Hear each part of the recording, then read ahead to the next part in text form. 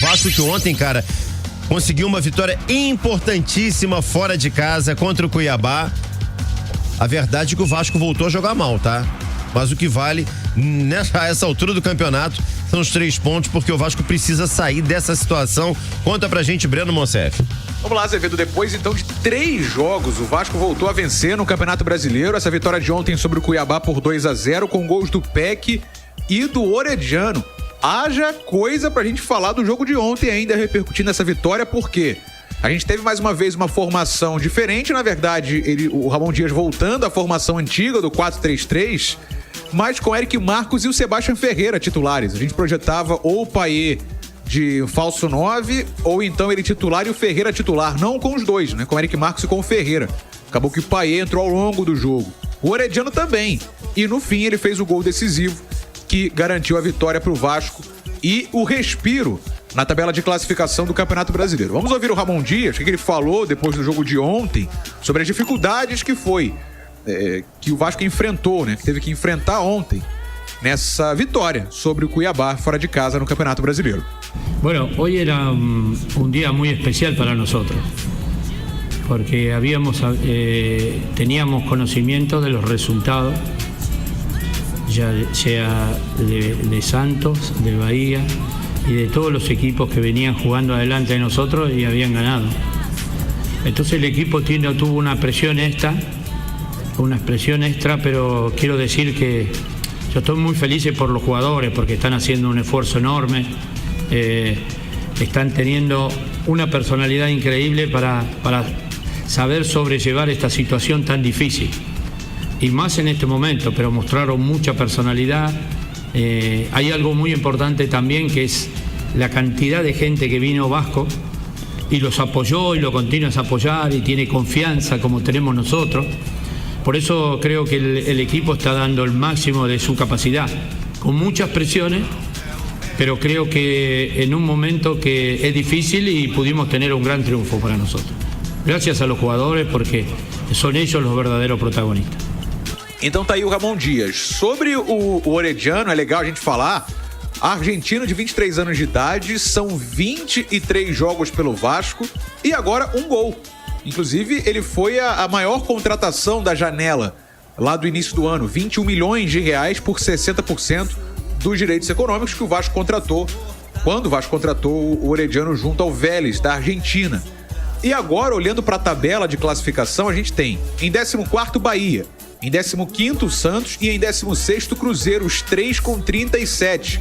O Vasco é o 14º com 34, a 3, 17º, perdão, 17º, quem dera se fosse 14º, né? É o 17º com 34, a 3 deles.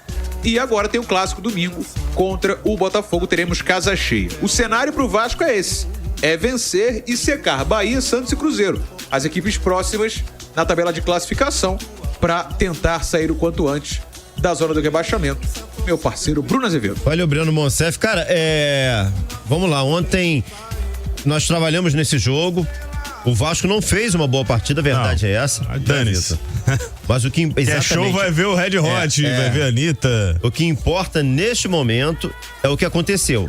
É a vitória. Da forma como ela vem, pode ser gol de barriga, igual o Renato fez pelo Fluminense em 95, pode ser gol de bochecha, de bunda, tem que ter gol. Vamos lá. Você achou a atuação do Vasco contra o Flamengo boa? Muito boa. Perdeu. Quantos pontos o Vasco fez naquele jogo? Zero. Então que se dane a atuação, desculpa. Óbvio que quando você joga bem, você tá muito mais próximo da vitória. Isso é óbvio.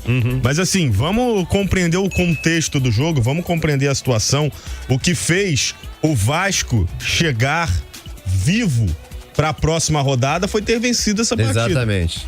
Pensa aqui comigo, se o Vasco perde o jogo pro Cuiabá ontem, eu acabei de passar aqui a classificação.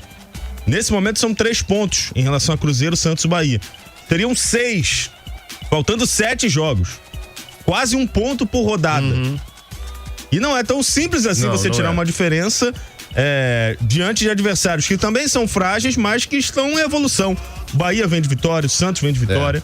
O Cruzeiro não, o Cruzeiro perdeu o jogo, mas o Bahia e o Santos venceram nessa rodada. Sendo que o Vasco joga contra o líder do campeonato segunda-feira. O próximo jogo é contra o líder do campeonato. A tabela do Vasco é bem ingrata, porque depois, embora tenha um confronto direto contra o Cruzeiro, por exemplo, lá na reta final do campeonato, o Vasco termina contra Grêmio e Bragantino. que são dois Grêmio, times que... onde são esses jogos? Grêmio fora, Bragantino e São Januário. São dois times que, pelo andar da carruagem, vão brigar até o fim, ou por G4, ou até pelo título, no caso do Bragantino. Então, assim, você analisar a tabela que o Vasco tem pela frente e a diferença, a distância que o Vasco estaria dos primeiros times fora da zona de rebaixamento, vou te falar, dava pra começar a pensar no pior.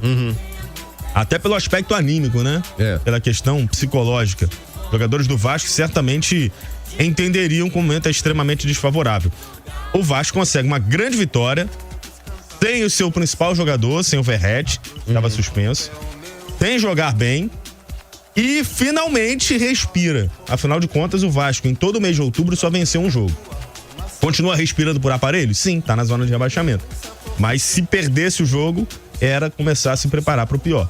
A distância ia ficar muito longa e a parte psicológica certamente seria afetada com esse resultado. Agora, não posso deixar de falar, porque eu sempre falo quando os times são prejudicados. Toda vez que um time é prejudicado e a torcida desse respectivo time chega aqui no chat ou no WhatsApp e começa a falar contra tudo e contra todos, estão querendo derrubar o Vasco, estão querendo derrubar o Botafogo, derrubar o Flamengo, o Fluminense, não querem que o Vasco caia, não querem que o Vasco não caia. Um absurdo que fizeram ontem na definição ou não do impedimento do gol. Do primeiro gol do Vasco, o gol marcado pelo Gabriel Peck. Eu não sei se está impedido ou se não está. Eu não sei, não consigo a olho nu identificar se existiu ou não impedimento naquele lance. O que eu sei é que usaram a pior câmera pra traçar a linha. E com o jogador do Vasco à frente do jogador do Cuiabá, era que eu não me lembro, era o Pita, Isidro Pita. Era o Peck que estava à frente do Pita. E aí você não tinha visão do pé do Pita. E aí inventaram, né? Tiraram da cabeça. Eu acho que o pé do Pita tá aqui. Marcaram a linha ali. Isso é um absurdo. E o Cuiabá tem todo o direito de reclamar, como o Vasco tem todo o direito de reclamar quando é prejudicado. Mas é só pra reforçar que não existe essa história de Operação Salva Santos, Operação Salva Vasco. Isso é uma grande bobagem. A arbitragem é ruim, toma decisões erradas. Geral. E não é o VAR que é o vilão, né?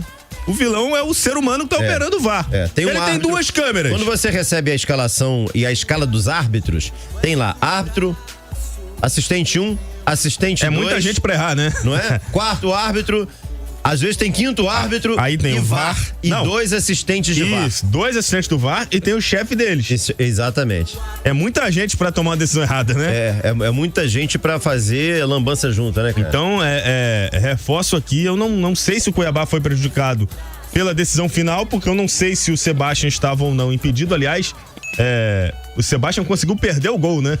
Inacreditável, ele estava embaixo da trave, conseguiu chutar na trave. Eu não sei se o Sebastião estava ou não impedido. O que eu sei é que a câmera invertida dava uma possibilidade muito melhor de você usar a tecnologia a seu favor do que a câmera que eles utilizaram. Tá certo. Bom, galera participando com a gente por aqui, um abraço à rapaziada do Vascão que tá chegando por aqui. Vamos lá, o Adalberto, da Banca de Ovos, tá aqui. Adalberto. Boa tarde, família. Desde já um excelente fim de semana. Obrigado, irmão. Estou feliz com a vitória do Vascão. Vascão não cai. Abraço a todos. Vamos lá torcer realmente para que o Vasco consiga, né? Nessa reta final, se recuperar. O Clemilson tá por aqui também. Clemilson Marinho de João Pessoa, na Paraíba, cara. Sou fogão, mas o Vitor Costa deu um banho de narração no jogo do Vasco. Parabéns. Valeu, irmão. Tamo junto.